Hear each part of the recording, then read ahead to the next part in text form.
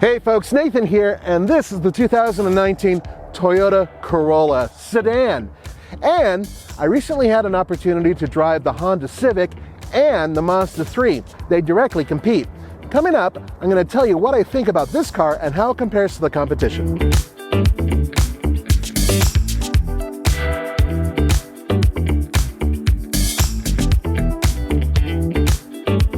I think that they did a great job with this styling on the Corolla, and part of the reason why is both the sedan and the hatchback look fantastic. They look like Toyotas, and to me, they don't look like the competition.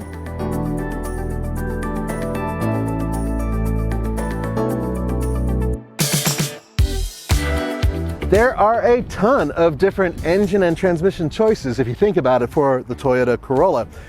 In my book, this is the one you want because this is the 2-liter, the most powerful engine of the lot.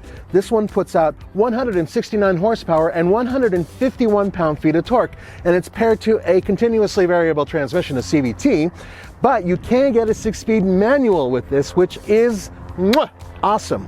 You can also get a hybrid. You can also get a 1.8 liter, which obviously doesn't put out as much horsepower.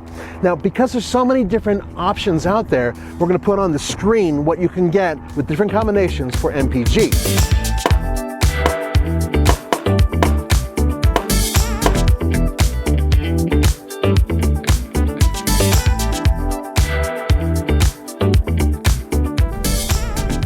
Toyota is the only one with a car in this market, in this particular class, that has the hybrid powertrain available. Honda Civic, they don't have a hybrid. Mazda3 doesn't have a hybrid. And those are some of the best cars in terms of sales. Now what about performance? Puts all the way down. They say it's supposed to be faster than the regular Corolla. I don't know. Doesn't really feel like it is, but it moves. You're not buying this for performance. You're not buying any of these cars for performance. But you are buying them to get an average of well over 50 miles per gallon, and that is exactly what this car does. Now, what about the competition? Well, if you get the Mazda3, it comes standard with a 2.5 liter engine that puts out a lot more power and a lot more torque. If you get the Honda Civic, you have 3 different engine options. You have a 2-liter, which is naturally aspirated. You have a 1.5-liter turbo, and then you have the 2-liter turbo. The 2-liter in the base model, not quite as powerful as this. Efficiency, well, that's kind of an interesting thing. First of all, Toyota really does win the efficiency battle because they have a hybrid version, but let's say you want to get the base model version of this car. Well, if you compare it to the base model version of the Honda, this is still the more efficient vehicle. If you compare it to the Mazda3, this is still way more efficient.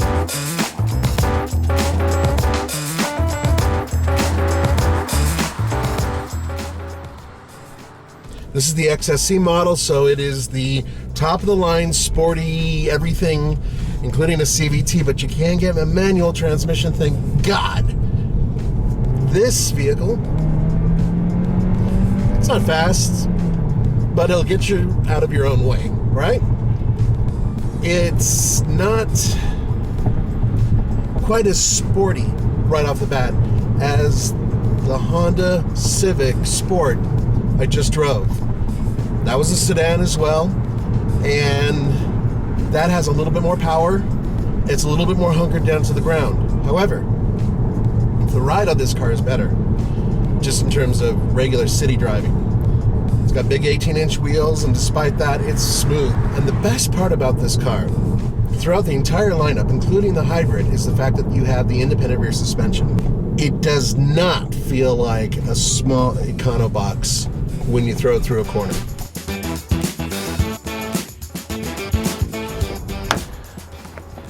A very different feeling getting in and out of all 3 vehicles. Although the Mazda3 is much more comfortable in terms of trim and goodies and all that, this is a more comfortable car to sit in. You get better headroom.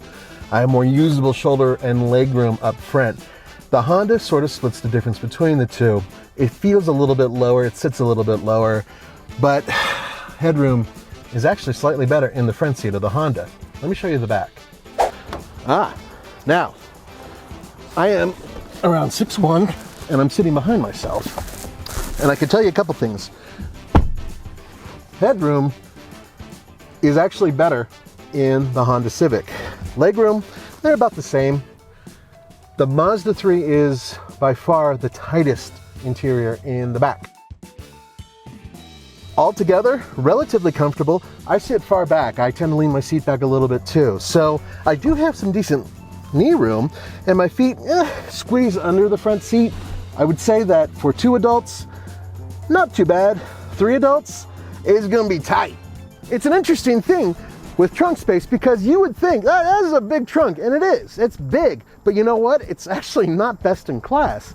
As a matter of fact, this has 13.1 cubic feet of space. The Mazda, even though it looks smaller and feels smaller, actually has 13.2 cubic feet of space. Big difference. But here's the cool part. Let's say you buy the hybrid. You still have the same amount of trunk space because they put the batteries underneath the rear seats. That to me is pretty damn awesome. One of the nice things about sitting inside of any Toyota Corolla is the fact that you get standard Toyota Safety Sense 2.0, and that gives you a lot of safety goodies. Observe.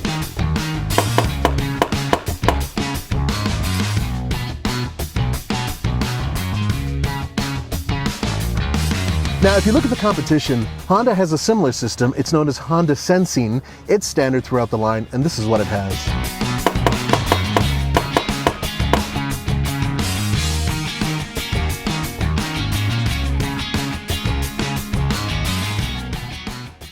Finally, there's Mazda.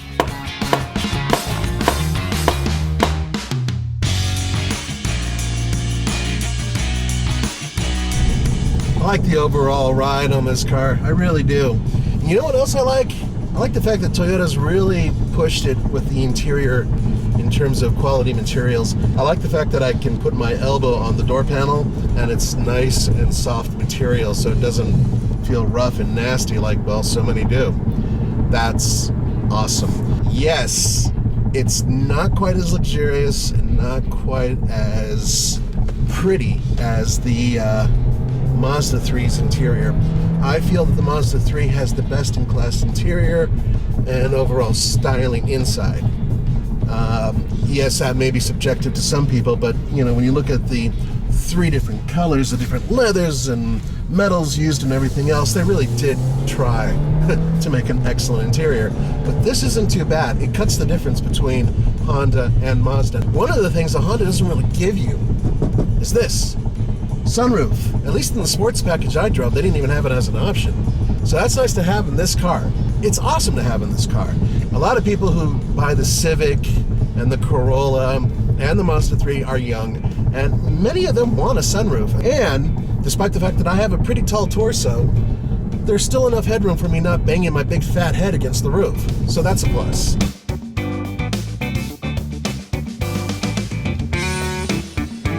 Really does feel great around corners and it has a wonderful ride. I would say that the Honda Civic is a little bit more athletic, and I think that the Mazda 3 is a little nicer and a little quieter on the highway. So this sort of splits the difference. It's kind of the Goldilocks of cars, I guess you could say. You know, of all the stuff they give the car, one of the things that many of you are going to be disappointed about is the fact that they do not have Android Auto. Yes, they have Apple CarPlay, and they got so much of another check, but they don't have that. Bottom line here is that these are entry-level compact cars. As such, base price actually matters. If you want this one, the Corolla, $19,500 base price. But if you want a Civic, $19,450. Basically the same price. If you want the Mazda 3, yeah, it's in the low 20s. Yeah, a lot more money. Bottom line is, which one would I buy? Well, you know what? It depends on the car, of course, but in terms of a manual transmission, both the Honda and the Toyota have very inexpensive models available. I do like the Honda Civic Sport. I think that's a fantastic choice. However, I have kids and I have people to move around, and this is the more comfortable car. So yes, right there on the level. And the bottom line is, as much as I love the Mazda and I think it's best in class in so many ways, it's just too expensive. Hey, thanks for joining me for the Fast Lane Car. This is Nathan. Don't forget to go to TFLcar.com for news, views, real world reviews, and videos on the competitors.